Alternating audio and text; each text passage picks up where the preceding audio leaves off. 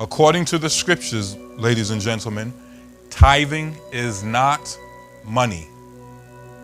Okay? According to the scriptures.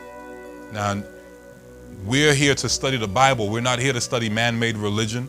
We're not here to study man-made doctrines. We're not here to promote denominational doctrines. We are here to go into the Word and find out, according to the Word, what exactly tithe is. Now, we know that the word tithe in and of itself means a tenth.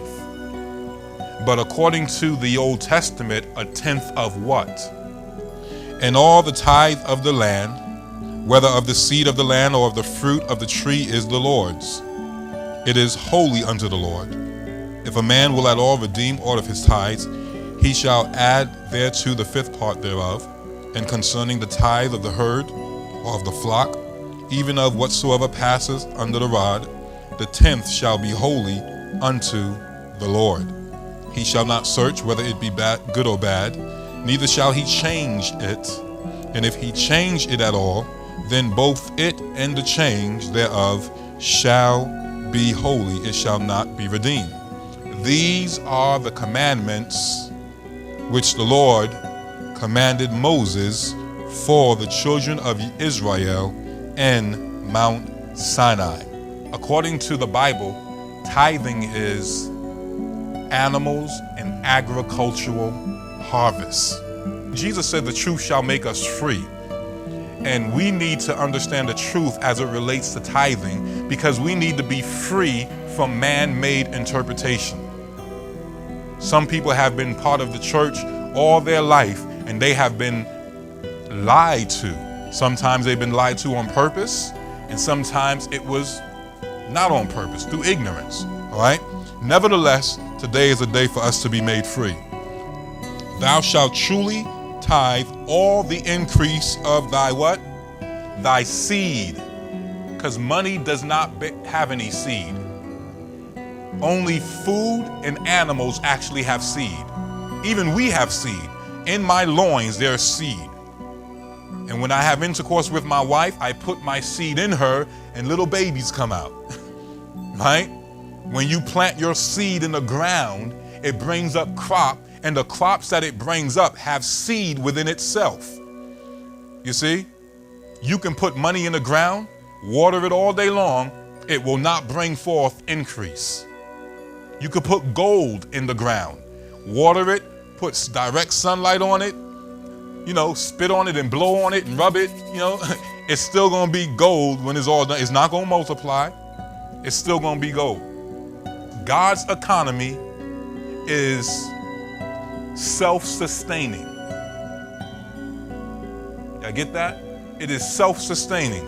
It has seed within itself, so it will continue to grow, continue to grow, and continue to grow. All right? So let's keep going. Verse 22 says, Thou shalt truly tithe all the increase of thy seed. So when you plant your crops, your seed, and then you get a harvest, that becomes the increase of your seed. That the what? That the field bringeth forth year by year. Now watch this. I want to show y'all something. If your tithing was based upon your crops, how often would you be tithing throughout the year? Somebody say every Sunday. Since when do crops grow every week? Wow. Somebody say once a month. Since when do crops grow every month? No, there's a seed time and there's a harvest time. So when you get that harvest, that would be the time where you will come and bring your tithe before the Lord. And that's where you get some of the, if you notice, some of the feast days in the Bible, Feast of Unleavened Bread, Day of Pentecost, Feast of Tabernacle, all of these time periods are also close to harvest seasons. And it was on those days they would also bring their tithe to the Lord. So every time there was a harvest, right, that will be an opportunity for you to bring your tithe to the Lord. All right, so what are tithes according to the Bible? according to Leviticus chapter 27, verse 30 through 34, and according to Deuteronomy chapter 14, verse 22 through 27, tithes is animals and agricultural harvest. Let no one deceive you into believing that tithing is money. Now, I know that this is going to come as a shock to some of my internet audience. Perhaps you've been part of so many evangelical churches and Pentecostal movements, and you've heard so many things, and but just bear with me, hear me out, because what I am saying is the absolute truth. But I encourage you to be like the Bereans. What did Paul say? He said, they were more noble than they of Thessalonica. They went home and they received the word of God with all readiness, and then they went home and then they searched it out. Right? See, it's not my responsibility to study for you. That's your responsibility. You're supposed to study for yourself.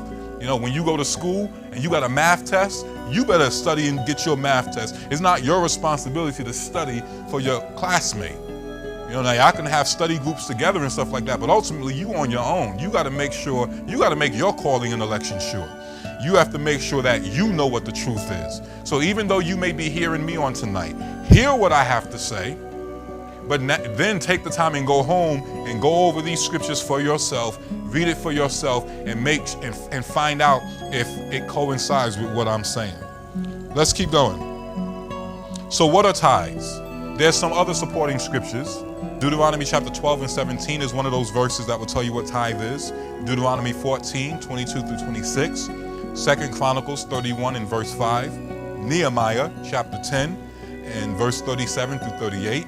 Nehemiah chapter 13, verse 5 and verse 12. Malachi chapter 3 and verse 10. Matthew chapter 23 and verse 23. All of these scriptures speak about tithing as being food. Y'all remember the verse in Malachi chapter 3, right? It said, bring you all the tithes into the storehouse, that there will be what? Meat in my house, not money in my house, but meat in my house, M-E-A-T. And if you look up the Hebrew word for that, it will tell you it's referring to food, okay? That there will be meat in my house. Jesus also spoke about tithing. He says, you give tithes of mint and cumin, and then you omit the weightier matters of the law. Well, what's mint for all you cooks? Isn't mint herbs? Isn't cumin a certain type of herb? So he said, you pay tithes on all these types of herbs and stuff, right? But you omit the weightier matters of the law, which is mercy and justice and righteousness, things of that nature. So in all these verses, you will find that tithing has been defined as food, either in animal form or in agricultural form. Okay, and this is very, very important for us to understand, because most preachers that you meet today, they will not properly define what tithing is. According to the scriptures, ladies and gentlemen, tithing is not money. Did the definition of tithing change after Jesus' death? In other words, do we find anywhere from the book of Acts to the book of Revelation where the definition of tithes has changed, being that Jesus died on the cross? The answer is no. There are no New Testament scriptures that reveal that the definition of tithing has changed after the death of the Messiah. Tithing was always defined as food.